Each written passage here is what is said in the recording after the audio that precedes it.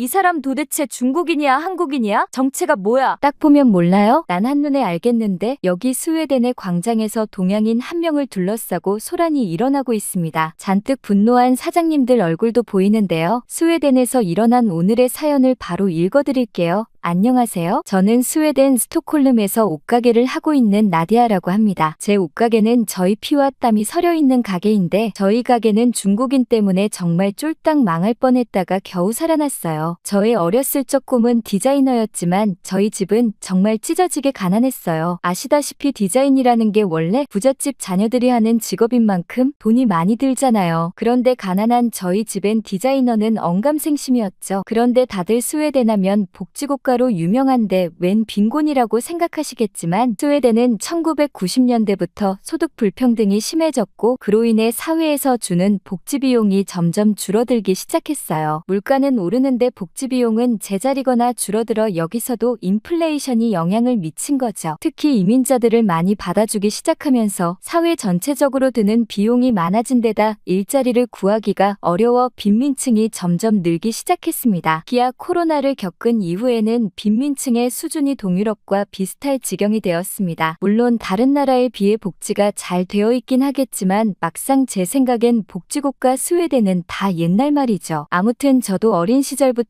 넉넉하게 보내지 못했기 때문에 어느 정도 나이가 들자마자 일자리를 구하는 게 먼저였고 성인이 되자마자 바로 일을 시작했어요. 그 시절 하루 종일 식당에서 서빙하고 설거지를 하면서도 디자이너에 대한 꿈을 잃지 않았어요. 식당에서 6시쯤 퇴근해 그때부터 밤까지 혼자 디자인을 하기도 하고 옷을 만들기도 했죠. 언젠가 돈을 모아 저만의 가게를 차릴 거라는 상상을 하면 그닥 힘들지 않더라고요. 지금이라면 절대 그렇게 못했을 텐데 그땐 열정이 있어서 가능했던 것 같아요. 그렇게 저는 20살부터 딱 10년간 밤낮 없이 일만 했고 그렇게 모은 돈으로 작은 가게를 얻을 수 있었습니다. 제가 가게를 얻은 세리엘 광장은 스톡홀름에서 만남의 광장으로 불리는 곳일 만큼 정말 유동인구가 많은 곳이었어요. 물론 저희 가게는 골목의 살짝 안쪽이긴 했지만 그런 번화가의 가게를 차릴 수 있다는 게 꿈만 같았습니다. 저희 옷가게의 모든 옷은 제가 직접 만드는 핸드메이드 제품이라 옷 하나하나에 애착이 정말 많이 갔어요. 긴 세월 밤마다 바로 이날만을 꿈꾸며 만들어왔던 옷들이죠. 제가 이렇게 애써 만든 옷들을 다른 사람들도 좋아해줄까 걱정이었지만 생각보다 관광객을 대상으로 장사가 잘 되었습니다. 아무래도 관광객들은 그 나라에만 있는 제품을 원하는 사람들이 많은데 특별한 제 옷이 기념품으로 선물하기 좋았는지 장사가 잘 되더라고요. 특히 단체 관광객들이 왔다 가면 제품이 쑥 빠져서 다음날 장사를 위해 밤새 일하는 날도 많았지만 제 일을 해서 그런가 힘든 줄 모르겠더라고요. 바쁜 것도 다 고마운 일이라 생각하며 잠도 많이 못 자고 일뿐인 생활이었지만 이런 생활에도 늘 감사하며 일했습니다. 저희 가게에 찾아주시는 손님들은 옷을 사든 사지 않든 한 분 한 분 다 고마웠죠. 그러던 어느 날 평소처럼 영업을 하고 있는데 갑자기 피팅룸을 이용하시는 고객님께서 경악하며 저를 부르셨어요. 가게를 운영하면서 한 번도 일했던 적이 없어서 당황하며 달려갔죠. 저는 피팅룸을 보자마자 놀라 자빠질 뻔했습니다. 먹다 남은 테이크아웃 음료가 떡하니 가운데 놓여져 있고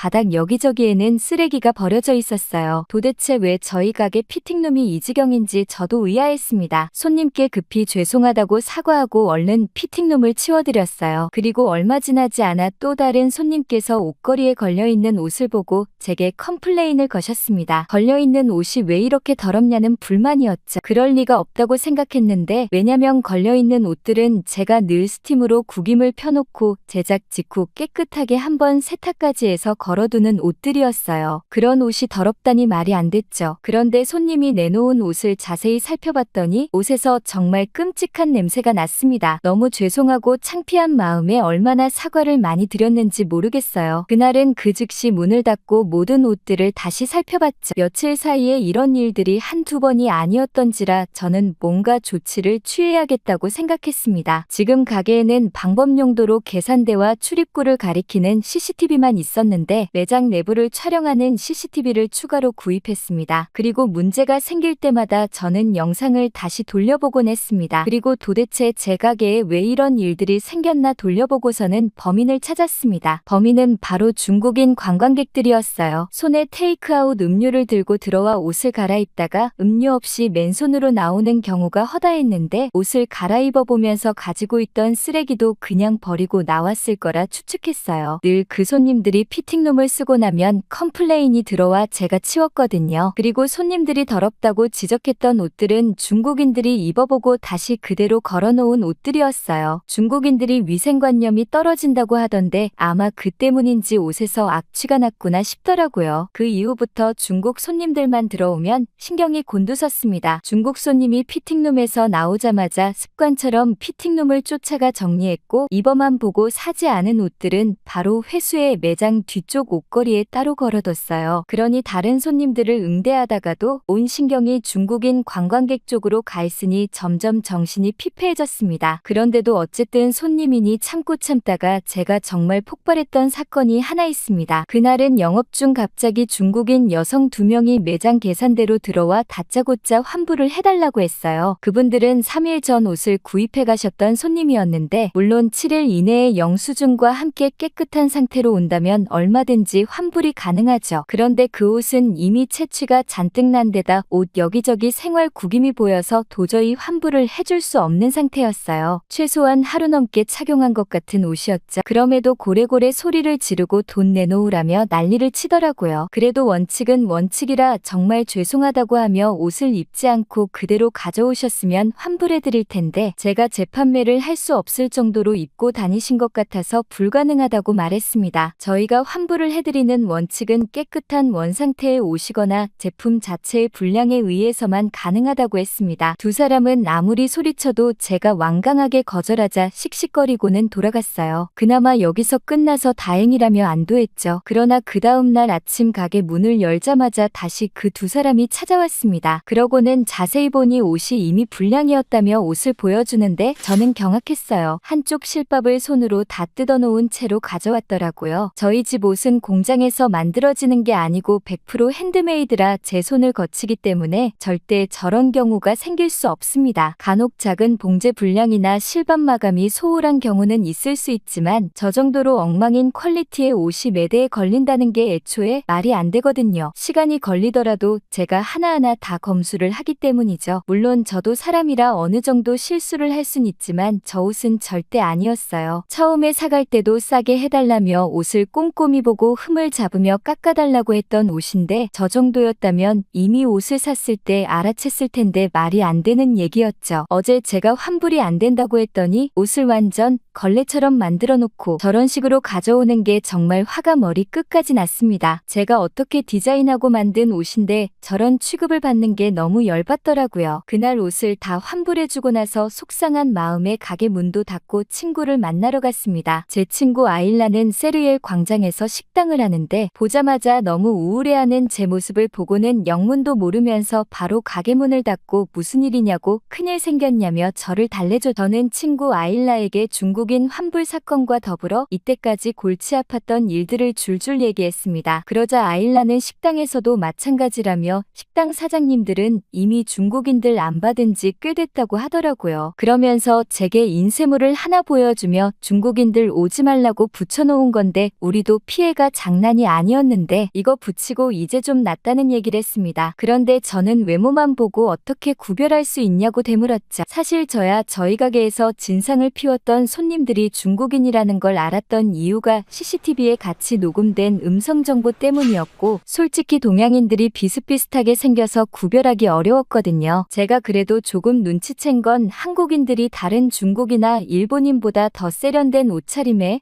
부드러운 말투를 갖고 있다는 점이었고 중국인들은 굉장히 시끄럽고 무례했습니다. 그렇지만 바로 알아보긴 어렵다고 생각했어요. 아마 한국 사람들도 서양인을 보고 그 사람이 미국인인지 스페인 사람인지 한눈에 구별하긴 어려울 거라 생각해요. 그런데 아일라가 들려주는 이야기는 정말 믿기 어려울 만큼 신기했습니다. 아일라는 한눈에 알아볼 수 있다고 하면서 중국인들은 우선 전혀 종업원을 배려하지 않는다고 했어요. 사실 인건비가 워낙 비싸기 때문에 식당 사장 입장에서는 종업원을 많이 쓸 수 없는데 중국인들은 종업원을 신하쯤 되는 줄 아는지 들어오자마자 계산할 때까지 한번 붙들어 놓은 종업원을 잘 보내주지 않는다고 하더라고요. 계산을 할 때도 무조건 자리에서 계산하고 싶어하고 메뉴를 고를 때도 한참을 기다리게 만든다고 했어요. 그리고 셀프로 자리를 정리하고 가는 가게에서도 절대 정리하지 않고 그대로 나가기 때문에 중국인인 줄 알아채지 못할래야 못할 수가 없다고 했습니다. 그러면서 아일라는 한국인 칭찬을 입이 마르도록 했습니다. 한국 사람들은 완전 중국인 정반대인데 메뉴를 고를 때부터 종업원이 서서 기다리는 걸 미안해한다고 했어요. 그래서 미리 주문할 걸 생각해놓고 종업원이 오자마자 빠르게 주문한다거나 죄송하다고 하며 조금 있다가 와달라고 부탁한다고 했습니다. 그리고 한국인들이 다녀간 자리는 한번 쓱 닦기만 해도 될 정도로 깨끗하다고 얘기했습니다. 아일라의 말을 들으면서 저는 소름이 끼쳤어요. 생각해보니 제 옷가게에서도 그런 것 같았거든요. 중국인들은 옷을 고르는 내내 제가 옆에 따라다니며 이것저것 요구사항들을 다 들어주길 바랬던 반면 한국인들은 오히려 가까이 가는 걸 싫어하는 눈치였어요. 다들 조용히 들어와서 조용히 봤었던 것 같았죠. 게다가 옷을 갈아입어보고 나올 때도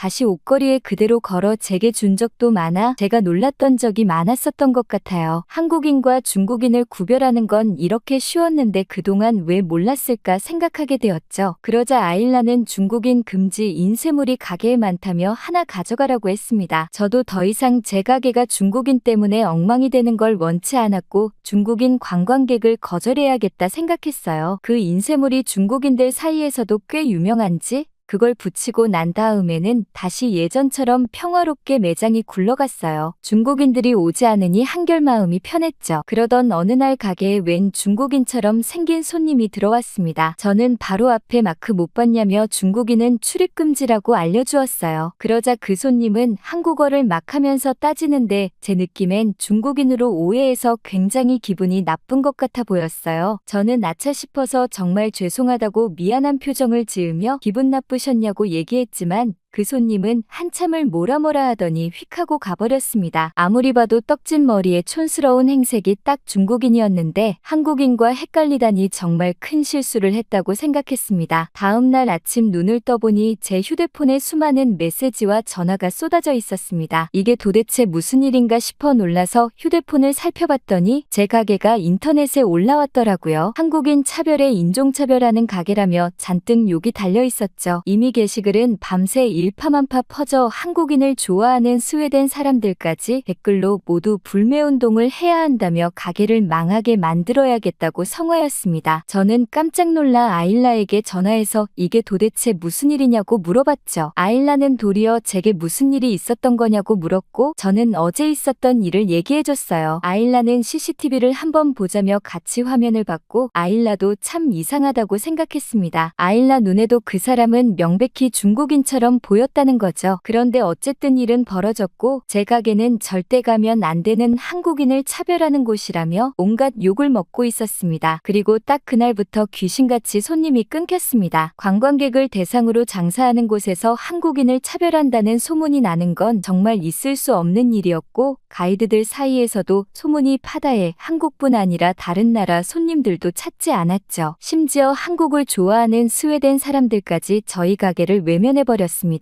이러다 정말 가게 문 닫는 거 아닌가 싶은 날들이 이어졌고 결국엔 폐업까지 고려하게 되었습니다. 그러자 아일라가 어떻게 세운 가게인데 이대로 정리할 수는 없다고 역으로 한국인 아르바이트생을 한번 고용해보면 어떻겠냐고 했어요. 어쨌든 한국인 차별 때문에 나쁜 소문이 났던 거니 한국인 아르바이트생과 함께 일하고 있고 절대 한국인을 차별하는 가게가 아니라는 걸 보여주자고 했습니다. 저는 당장 폐업을 하느니 아일라의 말대로 한번 해보는 것도 나쁘지는 않을 것 같다고 생각했지만 제 가게에 어느 한국인이 와주겠냐고 했어요. 아일라는 식당 아르바이트생 친구 중에 두어 번 놀러와서 친하게 지내는 한국 학생이 있는데 워낙 마음씨가 착한 애라 사정을 알면 도와줄지도 모른다고 했습니다. 저는 아일라에게 정말 잘 부탁한다고 얘기했고 어차피 가게 접을 판인데 마지막이라 생각하고 급여는 많이 줄 수 있다고 원하는 만큼 최대한 맞춰주겠다고 했습니다. 아일라가 소개해준 학생은 스웨덴에서 서비스 경영을 전공하는 예나라는 학생으로 마침 방학 기간이라 방학 동안 아르바이트를 할 수 있다고 했습니다. 예나가 가게에 처음 왔을 때 싹싹하고 밝은 미소에 마음이 푸근해졌습니다. 저는 정말 고맙다고 하며 한국인 차별 사건 때 그 사람은 정말 중국인 같았다고 절대 일부러 한국인을 차별했던 게 아니라며 그때 CCTV 화면을 보여줬습니다. 예나는 화면을 보면서 얼굴을 잔뜩 찌푸렸어요. 그러더니 이 사람은 절대 한국인이 아니라고 했습니다. 한국인일 수가 없다고 사실 옷차림이나 행색부터 중국인 같았고 한국어를 어디서 배웠는지 한국어를 하는 게 맞긴 하지만 발음이나 억양이 완전 틀렸다고 했습니다. 사실 한국인을 차별하는 가게라고 하길래 소문만 듣고 꺼림칙했지만 아일라 사장님이 절대 그런 애가 아니라며 한 번만 도와달라고 간곡히 사정하시길래 차마 정 때문에 거절하지 못해서 오게 됐는데 화가 난다고 하더라고요. 한국인 흉내를 내는 것도 모자라 생업이 달린 가게까지 망하게 하다니 꼭 도와드려야겠다고 주먹을 불끈 쥐더라고요. 그리고 이어지는 예나의 제안에 저는 깜짝 놀랐어요. 자기는 어차피 방학 기간만 일하기도 하고 옷가게는 처음이라 많은 돈을 받을 수 없다고 했어요. 그냥 평균 월급에 맞춰서 주면 되는데 만약 자기로 인해 매출이 많이 일어나는 것 같다면 인센티브를 챙겨주시라고 하는데 정말 믿기지 않았습니다. 사실 저는 2배까지도 줄 생각이었는데 겸손하면서도 실속을 챙기는 모습이 똑 부러졌죠. 그러면서 예나는 SNS 때문에 가게가 이렇게 기울었으니 다시 SNS로 일으켜보자며 다시 예전으로 돌아갈 수 있도록 도와드리겠다고 했어요. 그런데 그 전에 고칠 게 너무 많다고 했습니다. 저는 가게를 아무리 둘러봐도 우리 가게의 문제점을 잘 모르겠는데 예나가 지적하고 나서야 문제가 하나둘 보였습니다. 예나는 옷가게는 처음이라고 했지만 서비스 경영을 전공해서 그런가 눈썰미가 보통이 아니었어요. 우선 옷가게에 옷이 너무 많이 걸려 있어서 손님들이 옷을 보기도 불편하고 고급스러운 느낌이 없어 보인다고 주력이나 메인 상품 위주로 걸어놓고 마음에 들어하는 옷이 생기면 안에서 꺼내와서 입어볼 수 있도록 제안하자고 했습니다. 그리고 거울을 좀 더 많이 설치해 손님들이 편하게 거울을 보게 하는 게 좋다고 했어요. 그런 다음 예나가 꺼낸 말에 저는 도저히 이해가 안 가더라고요. 거울이 못생겼다고 하는 거예요. 거울이 못생겼다는 게 도대체 무슨 말이냐고 물어봤더니 관광객들은 사진 찍는 걸 좋아하는데 꼭 옷을 입어보지 않더라도 거울이 보이면 자연스레 거울샷을 찍을 텐데 여기 거울은 조명도 부족하고 비스듬히 놓여있어 다리가 짧아 보인다고 했어요. 예나 말을 듣고 보니 과연 그럴듯하더라고요. 저는 즉시 예나의 조언대로 가게 매장 내부를 최대한 예나의 의견대로 바꿨습니다. 그리고 예나는 옷을 만드는 장면을 좀 찍고 싶다며 제가 디자인하고 옷을 만드는 장면을 영상으로 찍더니 그런 모습을 편집해서 SNS에 올렸어요. 저도 SNS를 하고 있었지만 사진 한두 장이 전부였고 별 반응도 없었죠. 그런데 예나가 찍은 영상은 댓글이며 좋아요가 막 달리면서 반응이 정말 좋더라고요. 그리고 예나는 옷을 만드는 과정을 시리즈물로 촬영해서 올렸는데 사람들이 다음 편이 궁금하다거나 완성된 옷이 궁금하다는 댓글이 정말 많았습니다. 그렇게 열심히 가게 홍보에 박차를 가하고 있는데 예나가 갑자기 불쑥 제게 질문을 하나 했어요. 혹시 잘 안 팔리는 옷이나 약간 분량이 있는데 팔 수는 없고 버리긴 아까웠던 제품들이 있냐고 얘기했죠. 그러더니 그런 제품을 초반에 서비스로 주는 거 어떻겠냐고 했어요. 어차피 판매를 할 수도 없는데 재고로 쌓아놓기보단 초반에 찾아주시는 분들에게 서비스로 제공하면 홍보 효과가 더 좋을 것 같다고 말이죠. 하긴 재고로 창고 자리를 차지하게 두는 것보단 그 편이 더 나을지도 모르겠다는 생각에 예나가 하자는 대로 서비스 상품도 가게 한켠에 준비해뒀습니다. SNS에 홍보를 시작하고 얼마 되지 않아 예나가 올린 영상 덕분인지 사람들이 하나둘 가게에 찾아오기 시작했고 예나는 찾아온 손님들의 성향에 맞춰 응대도 곧잘했어요. 적극적인 손님들에겐 어울리는 옷들을 제안하고 같이 사이즈도 고민하며 옆에 따라다니면서도 소극적인 손님들은 편하게 옷을 둘러볼 수 있도록 방해하지 않고 조용히 필요할 때만 다가갔죠. 그리고 예나의 아이디어로 준비한 서비스도 꽤 꽤 인기가 좋았어요. 다들 예상치 못한 선물을 받은 기분이라며 여기저기 소문을 내주셨죠. SNS 홍보와 손님들의 입소문 그리고 한국인을 차별하는 가게인 줄 알았는데 친절한 한국인이 아르바이트를 하고 있다는 얘기에 하나둘 손님들의 발길이 이어졌습니다. 사실 제가 잘한 건 없고 전부 예나 덕분이었. 예나는 장사도 곧잘해서 손님이 하나를 고르면 어울리는 상품 두세 개를 같이 추천해서 구매로 이어질 수 있게 한 덕분에 매출이 쑥 올랐어요. 예나가 온 지 3달 만에 예전 매출을 뛰어넘는 날도 생기기 시작했습니다. 그렇게 망하기 일보 직전이었던 제 가게는 다시 살아났고 예나의 방학도 끝나가고 있었어요. 그러던 어느 날 광장에 경찰차 소리가 들리며 시끌시끌 난리법석이었어요. 무슨 일인가 싶어 광장에 나가봤더니 한 식당 사장님이 누군가와 대판 싸우고 있었습니다. 그런데 저는 그 상대의 얼굴을 보고 피가 거꾸로 솟았습니다. 바로 제 가게를 망하게 했던 바로 그 사람이었죠. 저는 얼굴을 다시 한번 확인하려 가까이 다가갔습니다. 식당 사장님은 중국인 안 된다고 했는데 왜 계속 들어와서 남의 가게에 행패냐고 화를 내셨고 그 사람은 또 한국어로 뭐라 얘기하고 있었어요. 그때 이 광경을 보던 예나가 등장했죠. 그러더니 예나는 한국어로 그 사람에게 말을 걸었는데 갑자기 그 중국인이 입을 꾹 다물었습니다. 나중에 예나에게 뭐라고 했냐고 물어봤더니 프리팁에 대만 독립이라고 말해보라고 했다고 하더라고요. 주변에 촬영하는 사람들이 워낙 많으니 잘못 영상 올라가면 저 사람도 끝장이라 입도 뻥끗 못한 거라고 했어요. 그런 다음 예나는 경찰에게 다가가서 이 사람은 한국인이 아닌데 한국인인 척 스웨덴 사장님들을 곤란하게 하고 있는 것 같다고 했어요. 저번에 저희 사장님도 이 사람이 SNS에 올린 허위 사실로 가게가 망할 뻔했는데 계속 이런 짓을 하고 다니는 것 같다고 조사해달라고 했죠. 온 동네 사람들이 그 중국인을 향해 수군댔습니다. 가뜩이나 스웨덴에서 중국에 대한 감정이 안 좋은데 기름을 붓는 격이었. 얼마 지나지 않아 경찰 조사 결과가 나왔고 그 중국인은 스웨덴 사람들이 중국을 거부하는 것에 대해 강한 반감을 갖고 있다고 했습니다. 왜 대국인 중국을 계속 차별하면서 오히려 한국인은 그렇게 반기는지 화가 난다고 했죠. 그래서 중국인을 거부하는 가게들만 골라서 범행을 저질렀다고 했습니다. 먼저 중국인 거부 표시가 있는 가게에 들어간 다음 중국인이라고 나가라고 하면 한국어를 하며 화를 낸 다음 이 일을 SNS에 올렸다고 했습니다. 인종차별과 한국인 차별로 그 가게에 대한 유언비어를 퍼뜨려 망하게 하는 게 목표라고 했습니다. 저희 집처럼 이렇게 당한 곳이 한두 군데가 아니라고 하더라고요. 정말 지독한 중국인이 경악스러우면서도 예나가 아니었다면 우리 가게도 폐업했을 텐데 섬뜩했죠. 예나에게 정말 가슴 깊이 고마움을 느꼈습니다. 그리고 어느덧 예나의 방학이 끝나갔죠. 예나에게 정말 고마웠다며 제가 할 수 있는 한 성의껏 퇴직금을 줬어요. 예나는 인센티브가 뭐 이리 많냐며 그동안 모은 거 다 저한테 주신 거 아니냐면서 너무 부담스럽다고 했습니다. 그 중국인 때문에 장사가 안 되는 동안 손해를 많이 보셨을 텐데 다 안 주셔도 된다며 도로 제게 막 돌려주더라고요. 저는 예나가 아니었다면 지금쯤 폐업해서 손가락만 빨고 있었을 텐데 덕분에 계속 장사를 할 수 있었다고 하면서 제 고마움의 표시니 받아달라고 사정사정했어요. 예나는 한참 고민하더니 알겠다고 좋은 곳에 감사히 쓰겠다고 했습니다. 그렇게 예나는 학교로 복귀하고 저도 다시 일상으로 돌아왔어요. 혼자라 바빴지만 바쁜 게 정말 감사한 일이라는 걸 절실히 깨달은 저는 더 열심히 일했죠. 그런데 어느 날 제게 걸려온 전화 한 통에 깜짝 놀랐습니다. 그곳은 입양센터였는데 제게 기부를 해주셔서 감사하다고 전화가 걸려왔더라고요. 저는 기부를 한 적이 없는데 무슨 말이냐고 했더니 아니라며 한국에서 입양한 아이들을 위해 써달라고 기부를 하셨고 기부자 성함이 나디아 아니냐고 했죠. 제 이름과 가게 주소를 불러주는 걸 보면 분명 정보는 맞는데 의아했어요. 그런데 저는 금액을 듣고서는 예나가 떠올랐죠. 예나가 그때 좋은 곳에 감사히 쓰겠다고 했는데 제게 큰 금액을 받은 게 영 부담스러웠던지라 기부를 했던 모양이었어요. 입양센터에서는 기부자님을 초청하여 기부금이 어떻게 쓰이고 있는지 알려드리는 행사가 있다고 제게 행사 일정을 알려줬죠. 저는 일단 알겠다고 하고 즉시 예나에게 전화를 걸었어요. 어쩜 이런 일을 다 했냐고 예나에게 말했더니 예나는 사장님께 받은 금액이 너무 커서 혼자 쓰기에는 양심에 찔렸다고 했어요. 그냥 자기는 알바생이라 돈을 받은 만큼 일을 한 건데 그 이상 챙겨준 게 부담스러웠고 사장님께서 받아달라고 사정을 하는 통에 받았지만 뜻깊은 곳에 쓰고 싶다고 했죠. 그곳은 예나가 주말마다 한 번씩 봉사를 가는 입양센터라고 했습니다. 예나 본국인 한국에서는 입양 문화가 발달되어 있지 않아 부모 없는 아이들이 해외로 입양을 많이 온다고 했어요. 그래서 스웨덴에 유학 와서 가까운 곳에 입양센터가 있다는 걸 알게 되었고 한 번씩 봉사활동을 하러 다닌다고 했죠. 어쩜 생긴 것도 고운데 마음씨까지 곱더라고요. 예나에게 센터에서 말해준 행사를 알려주고 같이 가보자고 했고 저는 그 센터에서 정말 마음이 아팠습니다. 이제 막 태어난 핏덩이 같은 아이들부터 어느 정도 자란 아이들도 있어 다들 해맑은 아이들이었는데 새로운 가족을 기다리고 있다니 마음이 쓰이고 좋은 가정을 만났으면 좋겠다는 생각이 들었어요. 저는 그날 이후로 예나와 함께 센터 봉사활동도 다니고 기부도 하고 있어요. 기부라고 해서 거창한 금액은 아니고 제가 할 수 있는 선에서 조금씩 보태는 거지만 기부를 하고 나면 제가 더 뜻깊었죠. 아무튼 예나 덕분에 저는 가게도 살리고 봉사활동까지 하며 정말 다른 삶을 살고 있어요. 한국에는 참 좋은 청년들이 많은 것 같아 부럽다는 말을 전하며 이만 사연을 줄이겠습니다. 오늘 나디아 씨의 사연 어떻게 들으셨나요? 외국인들이 처음 봤을 땐 한국 사람과 중국 사람을 헷갈릴 수 있다는 게 이해가 가면서도 기분이 나쁜데요. 아마 한국이 점점 더 널리 알려지면 알려질수록 중국과는 확실히 다르다는 걸 다들 알 수 있겠죠? 예나 같은 학생이 많아지면 이런 건 시간 문제일 텐데요. 이전 사연 중에 망해가는 포르투갈 식당을 살린 서윤 학생 생각도 떠오르네요. 궁금하신 분들은 추천 영상을 참고해 주시고요. 오늘 사연이 뿌듯하셨다면 구독, 좋아요 꼭 눌러주세요. 이상 감동필름이었습니다. 끝까지 시청해 주셔서 감사합니다.